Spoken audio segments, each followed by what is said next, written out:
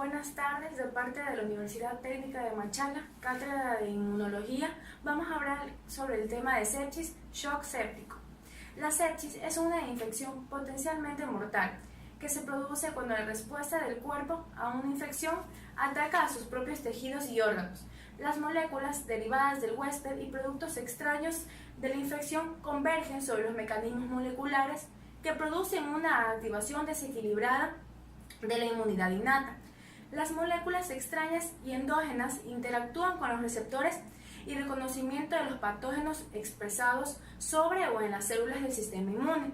La activación de los receptores de reconocimiento de los patógenos culmina en la liberación de los mediadores inmunes, que producen los signos y síntomas de la sepsis. El shock séptico corresponde en que el trastorno de shock anafiláctico, cardiogénico, hipovolémico y séptico.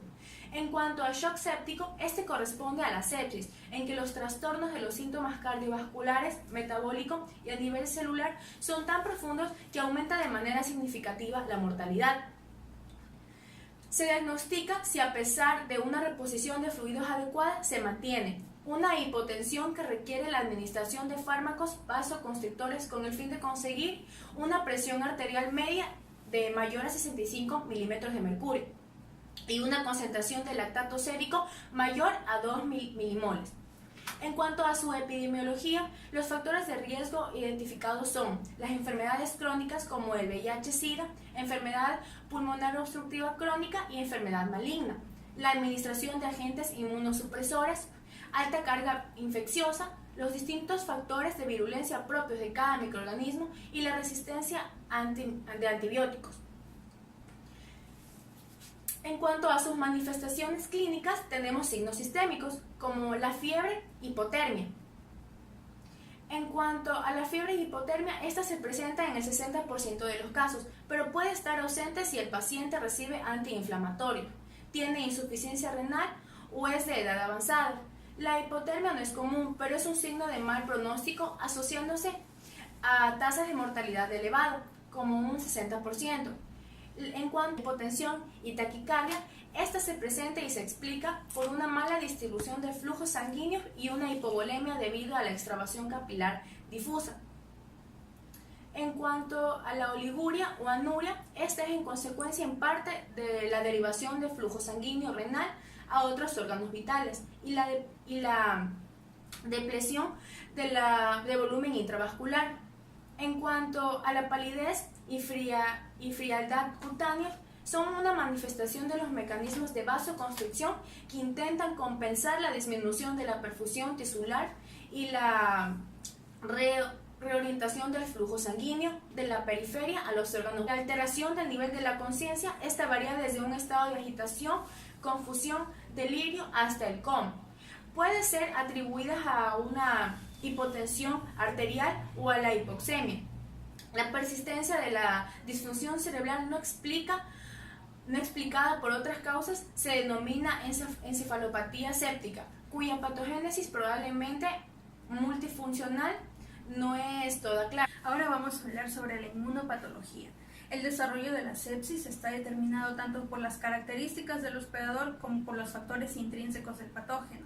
Aquí todo empieza con el ingreso del microorganismo y de sus componentes, los cuales van a desatar en el individuo 4 respuestas, los cuales son activación del factor 12, la activación del complemento, la activación y daño endotelial y la activación directa de los leucocitos.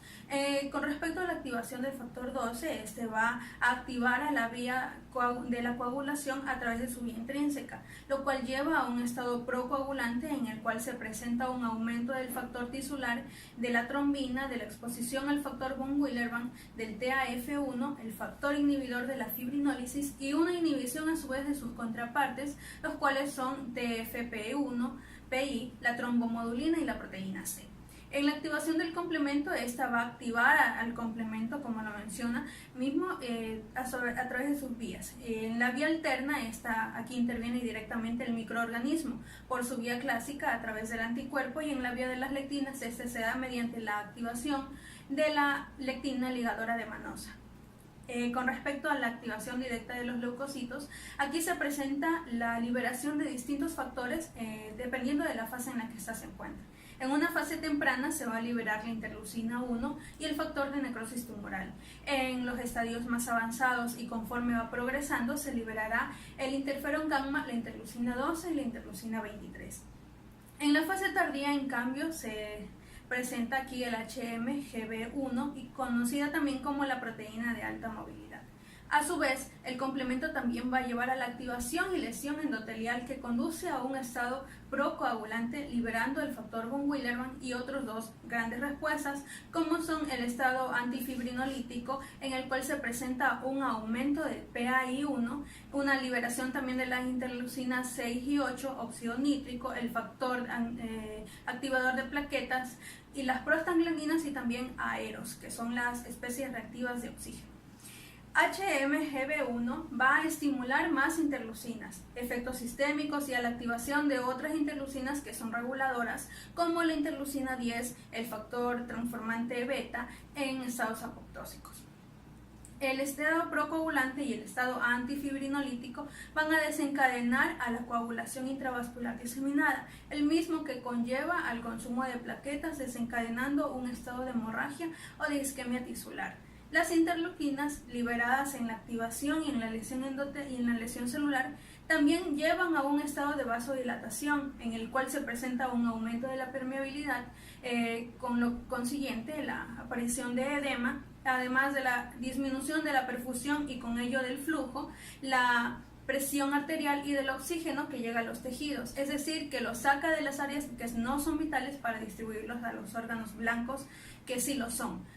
Dentro de los efectos sistémicos causados por los factores liberados en la activación endotelial, tenemos a la alteración de la frecuencia cardíaca. Primero puede haber un aumento y progresivamente este puede ir disminuyendo. En una fase temprana se puede presentar fiebre, un estado de caquexia, aumentos de los recantes de la fase aguda. En una fase temprana también va a liberar glucocorticoides y catecolaminas, resistencia de la insulina, lo cual conlleva un estado de hiperglicemia asociado a la alteración del GLUT4. Todos estos efectos sistémicos, juntos con las interleucinas 10 y el factor de crecimiento transformante beta, conllevan al individuo a un estado de inmunosupresión, afectando a múltiples órganos como el compromiso pulmonar, el síndrome de distrés respiratorio, la alteración hidroelectrolítica, una alteración ácido-base, donde también se puede presentar un aumento de lactato que compromete al riñón, y en una fase tardía un cuadro de isquemia tisular que se asocia con la insuficiencia suprarrenal, lo cual es conocido como el síndrome de Starhouse. Bien, estos han sido los puntos más importantes sobre sepsis, shock séptico. Hemos mencionado sobre su definición actual, sobre los signos y síntomas que presentan estos cuadros y además sobre la inmunopatología. Esperamos que les haya gustado.